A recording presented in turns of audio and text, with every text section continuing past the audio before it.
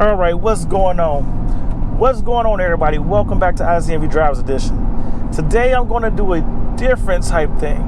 I'm going to mix two videos together because I feel like the information goes hand in hand. So this is a first for me, but sit back and just stay along for the ride. But if this is your first time to the channel, my name is Sho, and this is ICNV Drivers Edition community. We are a community of car enthusiasts who just love our cars, and we talk about interesting conversations. And like I said, it's an interactive community. So if you reach out, we talk. And this conversation was brought up by a couple people on Facebook. So I decided to go ahead and make a video about it. So let's get into, are C8 prices really at a bottom or all-time low? And what's the depth of the car market? Let's talk about it.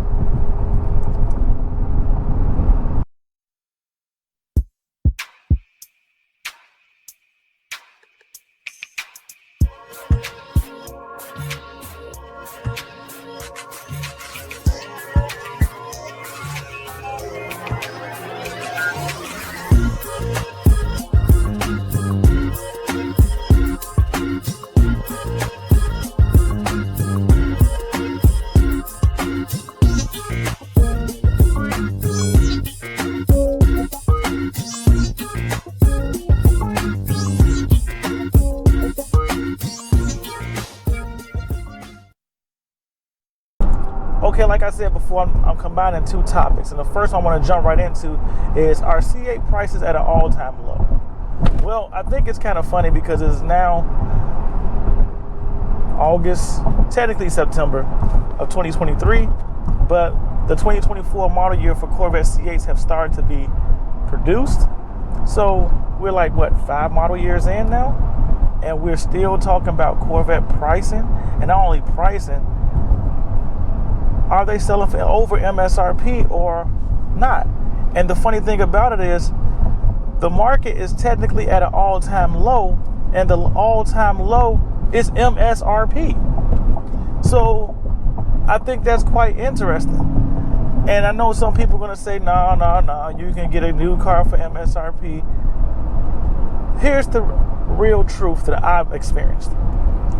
I reached out to a couple of dealers last week, the last week of August, the first week of September, and what I discovered is, yes, you can find dealerships that will sell you the car for MSRP, but there are still a lot of dealerships that will tell you can buy the car for MSRP but want to attach along some other package. So like I stated before, if you have to buy something else to get the car at a price, it's truly not MSRP. I'm sorry. You're still paying over. You just don't want to look at it that way. But if you can't get around that, I guess you look for the lowest price out there possible, or the most you can get for the add-ons that you're paying for to make it a win. And I can agree with that. We are not selling at MSRP quite as of yet, but what I do see is a lot of cars out there with what I would consider for a Corvette low miles or good miles for a second owner, which is anything between 5,000 and 12,000 miles for a second owner of a Corvette. Those cars are still selling right at MSRP or just above. So that tells you that even an MSRP purchase from a dealership, which can be done for a brand new base C8, really isn't base, because why would somebody go out and pay the exact MSRP for a used car with 5,000 to 12,000 miles if they could get a new car with 0 miles? Think that through. 5 model years in, and cars are still selling above MSRP. That's crazy. Who'd have thought? I mean, don't get me wrong, I did say I believe 4 model years in it would still be selling over MSRP, but 5, let's at least give the production cycle a chance to roll and see how it really averages out. Now, the other aspect of this video, which I feel is affecting the whole Corvette market in general, is the death of the car market. And what has become the death of the car market? For those of you that don't know, the interest rates are sky high. I think this is the perfect time to take a quick break. Go ahead, hit that like button, subscribe to the channel, join the ICNV Drive Edition community. This is an interactive community, so if you hit me up on any one of my social media platforms, I will do my best to respond to you, and I may make a video based off the topic you bring up. So become a member, subscribe to the channel. For all my military members, both active and veterans, I like to give you guys a big salute because we know freedom isn't free. And because of you guys, it's the reason we get to enjoy the things we enjoy and do what we do today.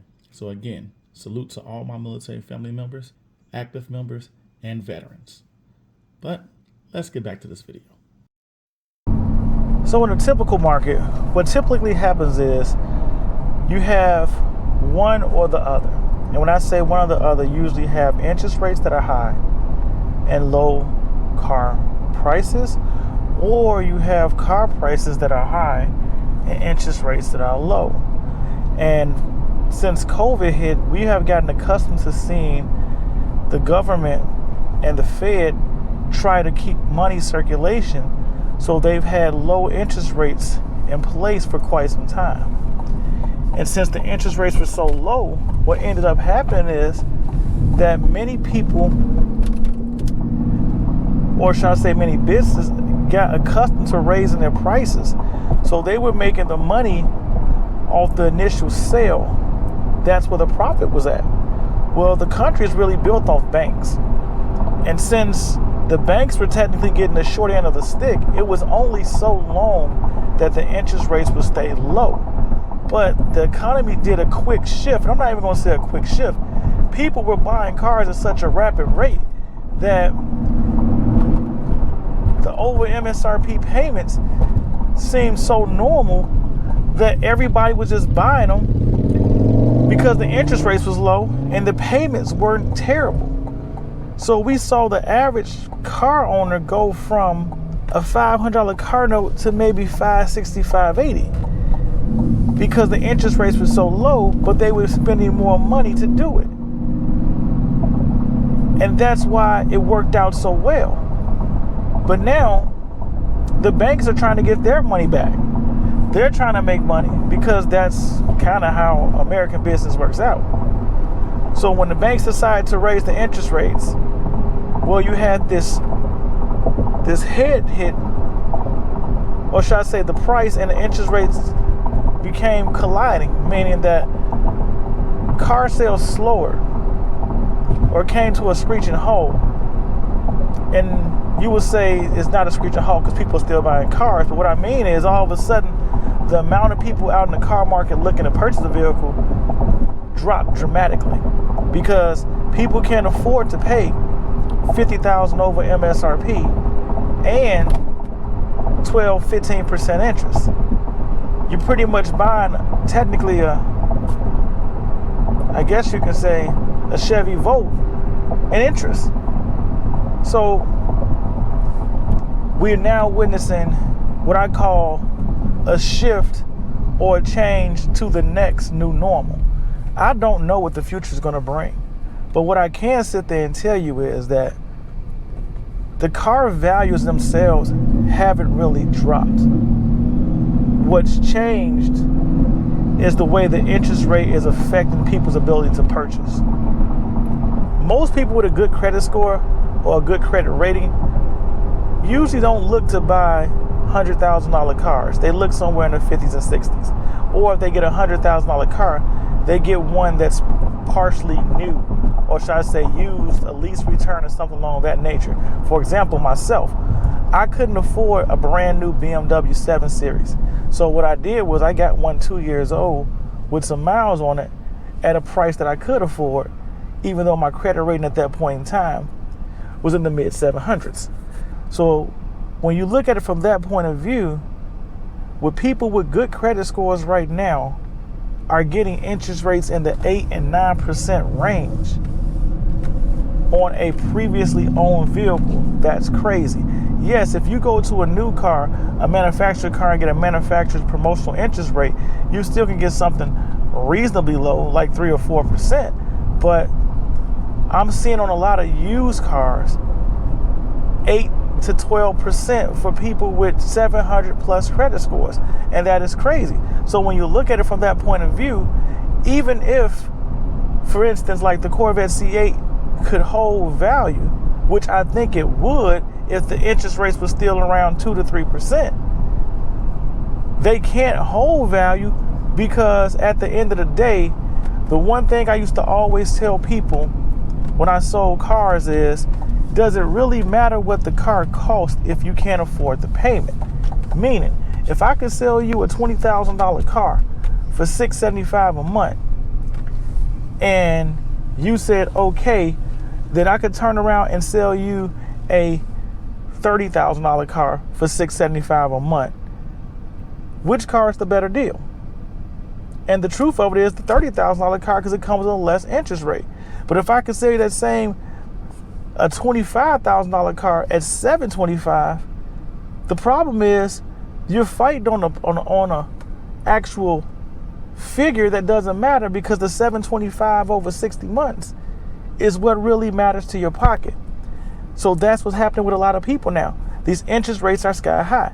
They're killing the market on the Corvette C8 Z06. A lot of people are sitting there saying the Z06 has lost value. We told you the bubble was going to burst. It's not the bubble has burst or the value of the car has dropped. What it really is that the interest rates are too high.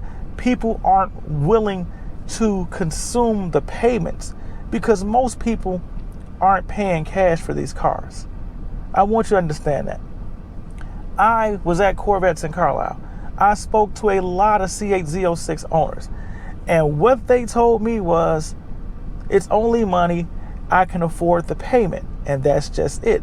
They could afford the payment, so they're making the payment. If the payment was too outrageous, they wouldn't have bought the car.